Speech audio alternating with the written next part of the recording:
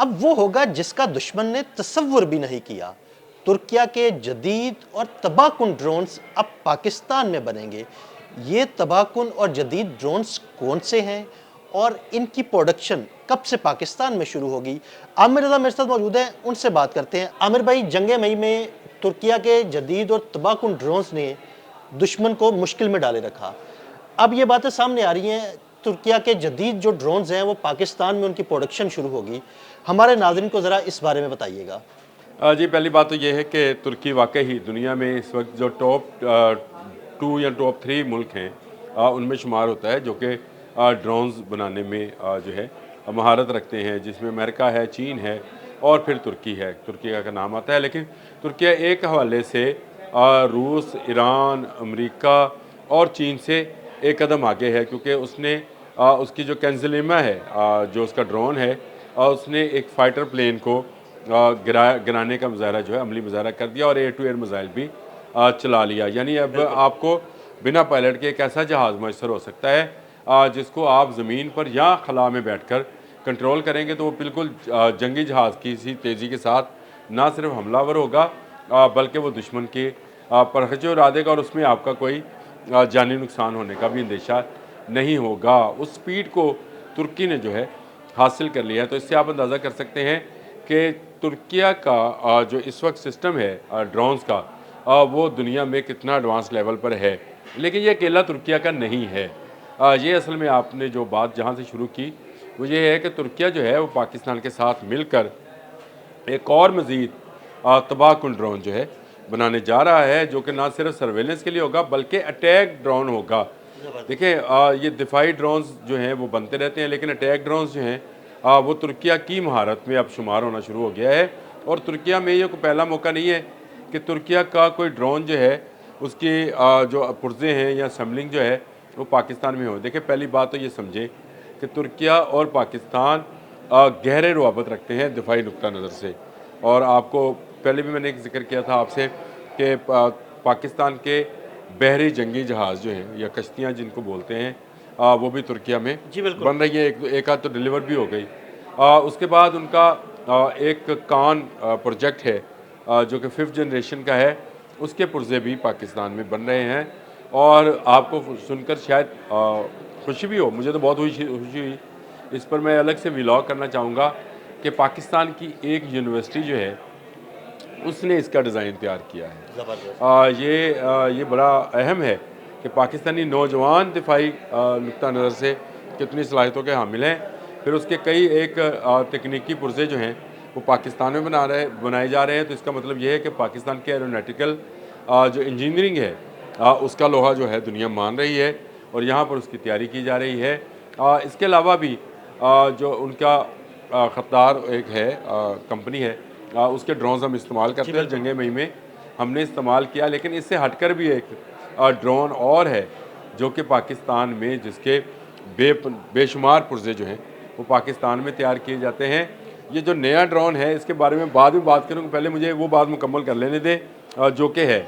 और इसमें जो है अनका इनका नाम है ड्रोन का, जिसके बहुत बेशुमार पुर्जे जो हैं पाकिस्तान में तैयार किए जाते हैं।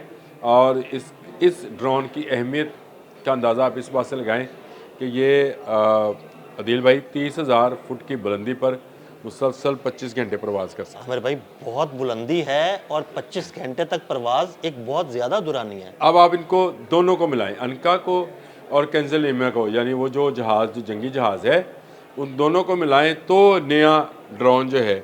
अब लाज़मी बात है, यहाँ तक तो टेक्नोलॉजी जो है तुर्किया भी हासिल कर चुका और पाकिस्तान के पास तो भी है, लेकिन इससे आगे की टेक्नोलॉजी क्या होगी तो वो एक ऐसी 5th जनरेशन टेक्नोलॉजी होगी जो आपको इस वक्त 5th जनरेशन के जहाज़ों में नज़र आती है। यानी उनकी स्पीड जो है वही स्पीड होगी जो कि मार्क 5 से ऊपर की स्पीड है।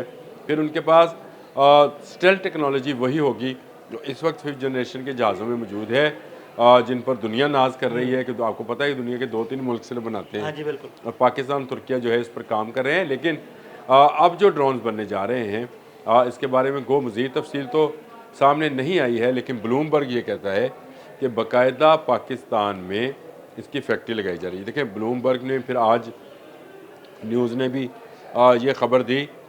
इसकी तस्दीक जो है अभी होना बाकी है, लेकिन ये इस वक्त शोर मचा हुआ है कि पाकिस्तान के अंदर जो है एक ऐसे ड्रोन्स की जो कि जंगी बुनियादों पर जंग के लिए इस्तेमाल हो सकता है, उसकी तैयारी के लिए फैक्ट्री लगाई जा रही है। तो इसका मतलब ये है कि तुर्किया और पाकिस्तान जो है दिफाई नुक्ता नज़र से या दिफाई मामलात में या दिफाई तल्लकात में मज़ीद करीब से करीब आते चले जा रहे हैं। और मुस्तकबिल में मैं ये देख रहा हूँ कि तुर्किया और पाकिस्तान का भी कोई ऐसा दफाई माहिदा हो सकता है जिसका मतलब या जिसका मायनी ये निकलता हो कि एक पर हमला दूसरे पर हमला तस्वर होगा। इस हद तक जो है दोनों मुल्क जो हैं दिफाई तल्लकात में करीब आ चुके हैं। तुर्किया जो है वो नेटो का रुकन है, और इसलिए पाकिस्तान ने जब अपने F-16 अपग्रेड कराए थे तो तुर्किया से कराई थी क्योंकि अमेरिकन टेक्नोलॉजी थी, तुर्किया के पास थी, इसलिए पाकिस्तान ने अमेरिका से कहने के बजाय तुर्किया से ये काम कराया था और तुर्कों ने किया भी।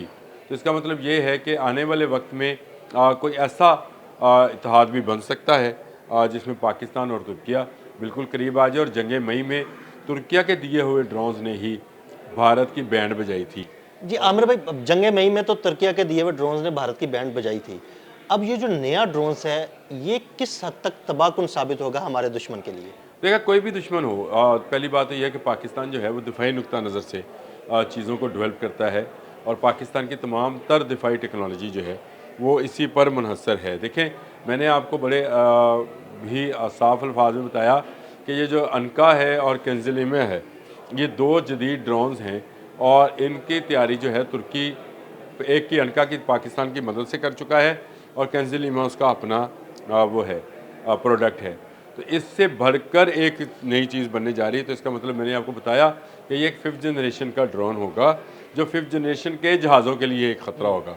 तो ये इसकी टेक्नोलॉजी कब पाकिस्तान में जो है तैयार की जाएगी, इस हवाले से अभी जो है खामोशी है। लेकिन ये काम मुझे लगता है कि मुस्तकबिल करीब में बहुत जल्द आपको ये खबर आएगी, क्योंकि ब्लूमबर्ग जैसे अदारे ने अगर ये खबर दी है तो उसमें पीछे उसके कुछ हक़ाइक़ होंगे। लेकिन अभी तुर्किया की जानिब से और पाकिस्तान गवर्नमेंट की जानिब से इस हवाले से कोई तस्दीक नहीं हुई है। लेकिन ये ज़रूर है कि तुर्किया हर आने वाले दिन के साथ ऐसी टेक्नोलॉजी जो कि या तो ड्रोन्स रिलेटेड हो या ड्रोन्स को तबाह करने के हवाले से हो, तैयार कर रहा है। ये भी एक नई कहानी है कि तुर्किया ने जो है एक ऐसा ट्रक भी तैयार कर लिया है जो ड्रोन्स के लिए जहर कातिल है। जी बिल्कुल आमिर भाई, इस ट्रक के बारे में मैंने आपके साथ एक वीलॉग करना है। जी आप ज़रूर करें। तुर्किया जो है अपनी टेक्नोलॉजी को मैनलेस टेक्नोलॉजी की तरफ मुंतकिल कर रहा है। ये तो अभी खैर ड्रोन्स की बात हो रही है, फिर वो ट्रक जो ड्रोन्स को तबाह कर सकते हैं, हेलीकॉप्टर्स को तबाह कर सकते हैं। आने वाले वक्त में आप बिना ड्राइवर के टैंक्स और बख्तरबंद गाड़ियाँ भी देख सकते हैं, और ऐसे रोबोट्स भी देख सकते हैं जो जंगों में इंसानों की जगह पर जाकर हमलावर होंगे और फतूहात हासिल करेंगे। बहुत शुक्रिया आमिर रज़ा जी। बिल्कुल, आमिर रज़ा ने बड़ी तफसील के साथ आपको इस ड्रोन टेक्नोलॉजी के बारे में बताया, और ये भी बताया कि पाकिस्तान और तुर्किया का इत्तेहाद किस जानिब जा रहा है। अदील अहमद और आमिर रज़ा को इजाज़त दीजिएगा। अल्लाह हाफ़िज़।